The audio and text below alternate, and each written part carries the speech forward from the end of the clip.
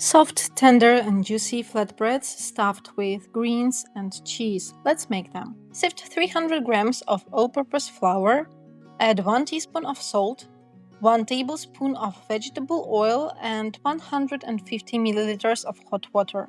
Start mixing everything together with a dough whisk because the water is hot.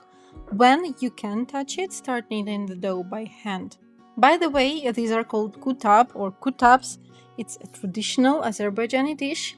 I have recently discovered the recipe and I really love it. Turn the dough into a bowl and set it aside under a wet towel for 30 minutes to rest. In the meanwhile, prepare the filling. Cut 1 big onion into small cubes and saute it until it starts getting golden brown and translucent. For the filling, you will also need lots of herbs. Here I have about 1.5 cup of dill, coriander and parsley. Roughly chop the herbs. Also take about 1 cup of spring onions. Roughly chop it. Spinach, here I have 350 grams of frozen spinach, thawed and roughly chopped. Add the greens to the onions and saute them until they release moisture.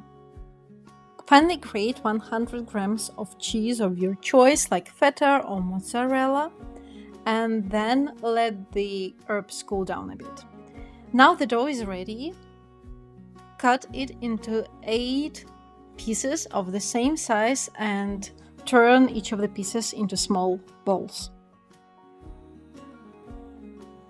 Once the herbs have cooled down a bit, mix them with the cheese. Now it's time to roll out the dough. Dust the surface with a bit of flour and roll the dough balls out into circles that are quite thin but still thick enough to not break when you lift them off the surface. Put about 2 tablespoons of the filling onto 1/2 of the so-called circle, brush the edges with cold water and close this flatbread into a semicircle. Make a pattern with a fork and trim the edges with a dough roller, or here I just have a bench scraper.